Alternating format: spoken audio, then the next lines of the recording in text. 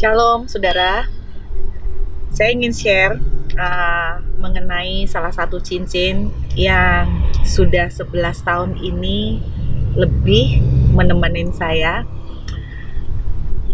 Saya tipe orang yang jarang sekali suka pakai aksesoris atau perhiasan, kecuali kalau memang terpaksa. Dan ada salah satu cincin yang saya kenakan, mempunyai sebuah cerita yang khusus di baliknya. Pada awal-awal saya pelayanan, saudara, saya itu dulu tidak pernah berpikir, saya pikir bahwa kehidupan kekristenan dalam dunia pelayanan itu indah, seperti malaikat. Pokoknya so sweet, semuanya manis-manis, semuanya baik-baik, semuanya indah-indah.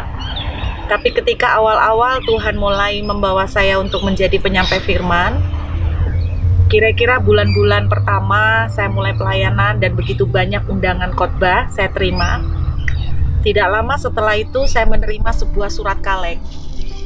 Namanya surat kaleng ya, berarti tidak ada nama pengirimnya. Dan surat kaleng itu tadinya saya berniat untuk menyimpan, tapi suami saya tidak mengizinkan. Karena dia bilang nggak perlu untuk nyimpan yang jelek-jelek untuk diingat-ingat. Jadi dalam surat itu ada seseorang yang menuliskan maki-makian ke saya. Saya masih ingat nama saya diganti, saudara, menjadi si Dul. Jadi dia bilang begini, "Hey Dul, kamu itu tidak mungkin dipakai Tuhan. Saya tuh tidak percaya kalau orang model kayak kamu itu dipakai Tuhan. Pasti yang ngutus kamu itu bukan Tuhan, tapi setan."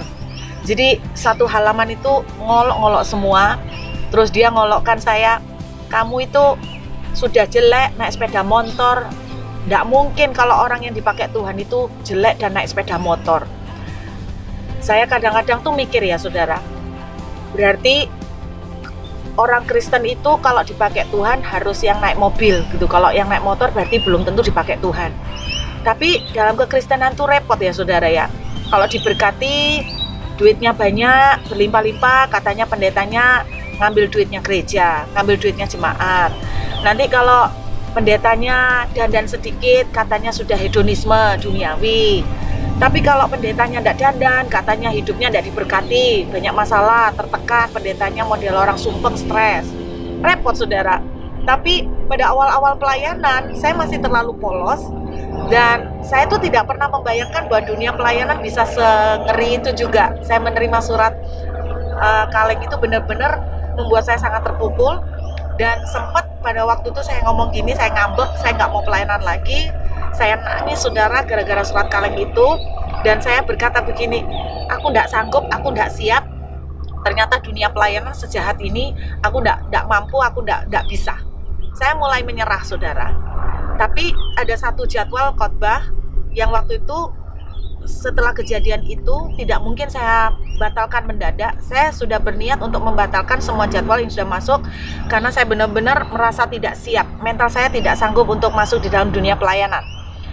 Singkatnya, pada waktu saya hadir di persekutuan doa itu sebagai pembicara, di akhir kebaktian, pemimpin persekutuan doa itu mendatangin saya, seorang ibu-ibu, dan dia bilang begini, "Ibu Ruth, saya ini tidak tahu kenapa beberapa hari yang lalu saya tuh disuruh Tuhan pergi ke toko emas untuk beli sebuah cincin.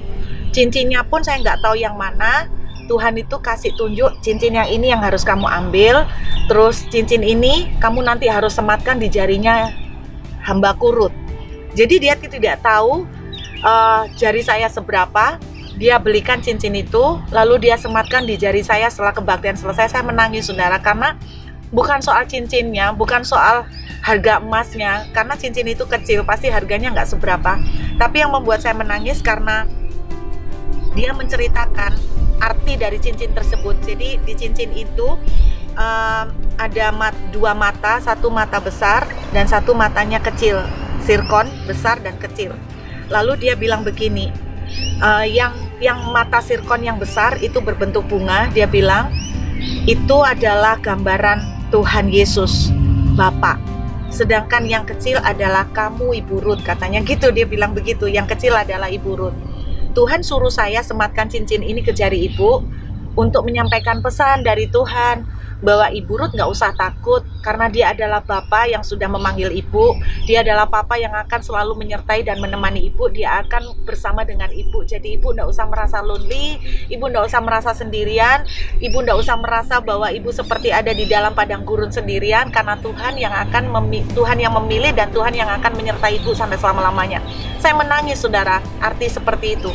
Saya diingatkan Ibrani 13 ayat yang kelima. Tuhan bilang begini, aku sekali-kali tidak akan membiarkan engkau, dan aku sekali-kali tidak akan meninggalkan engkau. Saudara, ini sebuah pengalaman kecil bagi saya, tapi itu berarti banget. Saya cuma ingin mengingatkan kepada semua saudara, apapun yang saudara sedang alamin hari ini, terutama kalau kita tuh sedang lagi susah, kita kan selalu merasa bahwa kita tuh sendirian, kita merasa bahwa Tuhan tinggalkan kita. Enggak, saudara. Firman Tuhan adalah sebuah kebenaran. Artinya, kalau kebenaran itu apapun yang terjadi, dia akan lakukan seperti yang dia katakan. Kalau Tuhan berkata, aku tidak akan meninggalkan kau, dia tidak akan meninggalkan kau. Kalau sekali-kali tidak akan membiarkan kau, dia tidak akan membiarkan kau. Be strong, saudara, tetap kuat. Walaupun saudara melihat sepertinya Tuhan belum memberikan pertolongan, Tuhan tidak meninggalkan saudara.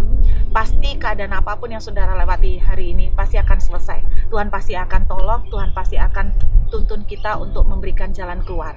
Tetap kuat, saudara, di dalam penantian saudara dengan Tuhan. Let's do time. God bless you.